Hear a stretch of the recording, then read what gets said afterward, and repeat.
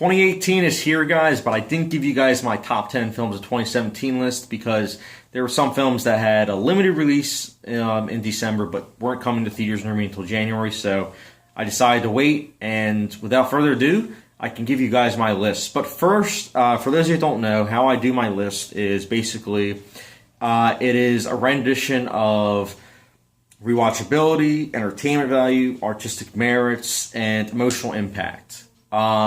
And the list is pretty much the same though for every critic, where it's like 10-1. So first, I want to give honorable mentions because it was a great year for films.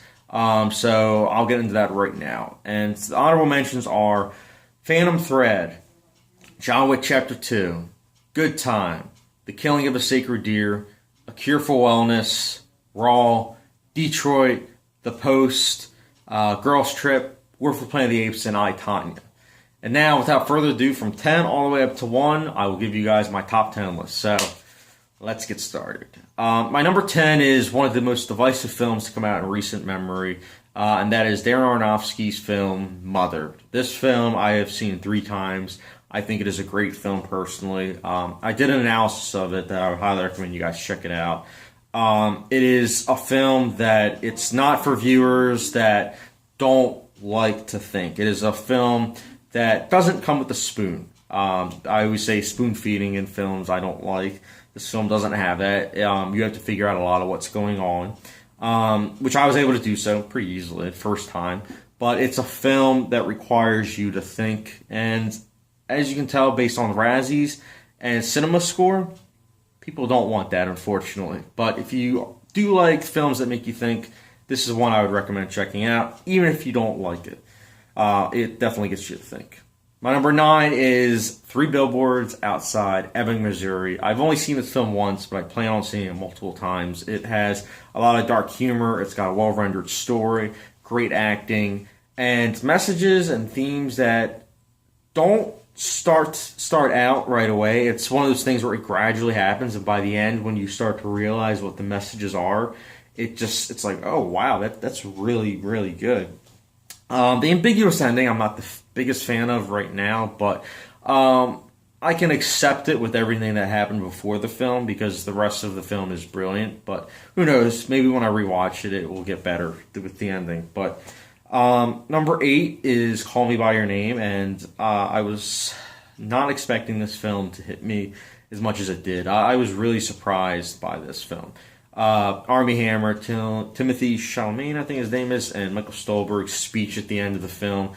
It's all incredible work. The luscious cinematography, the long takes, really evoke memory, and the themes of the film are just very powerful. And honestly, I am surprised that more people aren't seeing this film because it is a film that I feel as though everyone can relate to. You know, it's a story about 2 gay people. It's a story that it just shows a relationship and how, like, it's a film about acceptance. It really is a great film, though. Number 7 is Wind River, and this was a late summer movie, my bad, that it did well at the box office for it being an independent film. It has gotten really good reviews, but it didn't get any Oscar attention, unfortunately. And I think it's unfortunate because it's a film filled with great performances, a tight script by Taylor Sheridan, and he did a great job directing it too. The mystery is interesting. I think how it all plays out was really good, especially one well-edited scene towards the end. You'll know when you see it. It's a film involving, it's not a film involving, it's a scene involving trailers. It is a great scene, and you'll know it when you see it.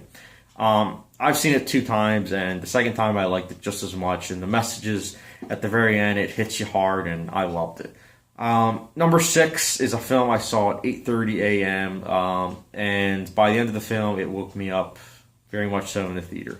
That was Molly's Game, which is about Molly Bloom, played by Jessica Chastain, who was a poker player, but before that she did skiing. She had an incredible life, basically.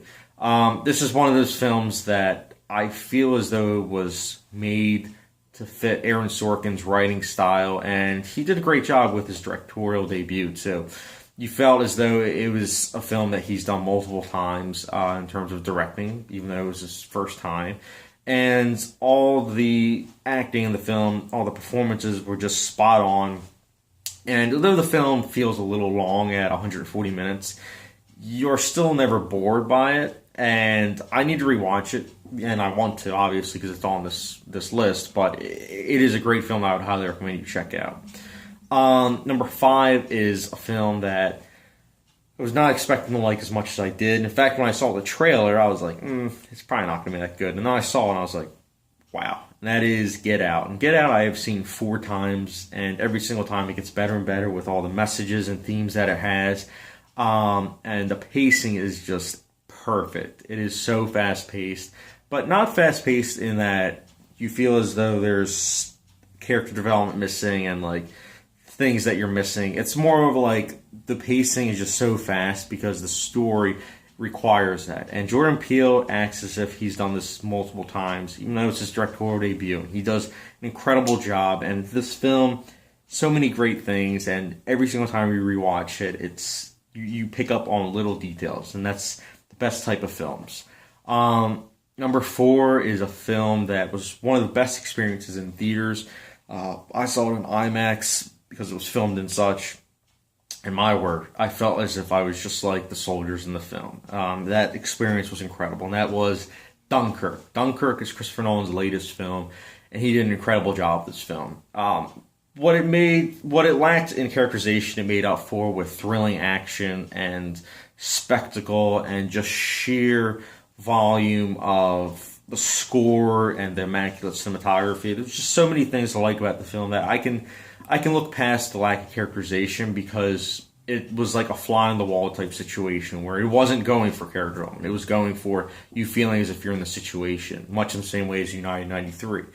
And I think in both films' case, it worked. My number 3 is also directorial debut.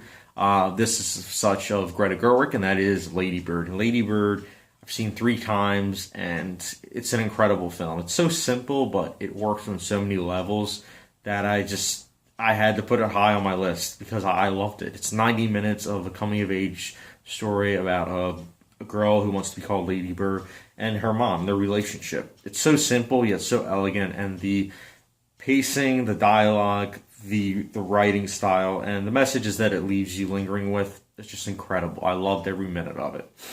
And now we're getting to the nit and gritty. Number 2 is The Shape of Water. In this film, I hear some people calling it pretty much Beauty and the Beast, and I don't think that is fair because this film is so much deeper than that film. There are so many layers to this film, and then the layers are just incredible, like about acceptance, and every single thing in this film has some meaning to acceptance. It's just incredible. I would highly recommend you watch this film. Don't think, like when you see the trailer, don't be like, it's it's so strange, and how could this mute girl fall in love with a monster? Don't say that, because if you're saying that, you're pretty much exactly what the film itself is trying to say. You're pretty much being what the film is trying to point out, like the lack of acceptance. And I think that this film needs to be accepted by a lot of people because it is a great film that it really gets under my skin. Like when I watch it, I was like, oh wow, like this film is just it's so relatable even today. It's incredible. I would definitely recommend The Shape of Water. I'm planning to see it again in theaters. It was really good. There's a film that was better, and I was surprised by this film because it was a sequel to one of my favorite science fiction films, if not my favorite. I'm going back and forth which I like better, the sequel or its predecessor. And this was a film that directed by the great Denis Villeneuve, and that is Blade Runner 2049. And Blade Runner 2049 blew me away. Going into it, I was not that excited because it was a sequel to a great film that didn't really need a sequel. It got advertised as an action film, and the first one wasn't an action film. And the film itself, the sequel, it's not an action film. So it was mismarketed, but it is still an incredible story. And the messages about artificial intelligence, what it means to be human, it gets fully fleshed out in this even more. It's got the best cinematography all year, the best score all year, and the best themes, messages, in my opinion, and the best storytelling overall.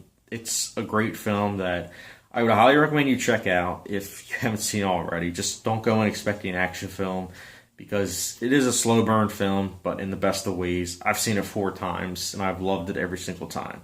But that is my list, guys, my top 10 list. What is your top 10 list? Let me know in the comment section down below, and also let me know which films on my list you liked, which you didn't. All Fair in Love and War. And I will be trying to release even more reviews, guys, this year. That's one of my revolutions for this year. So, again, guys, don't forget to hit that subscribe button, and catch you guys later.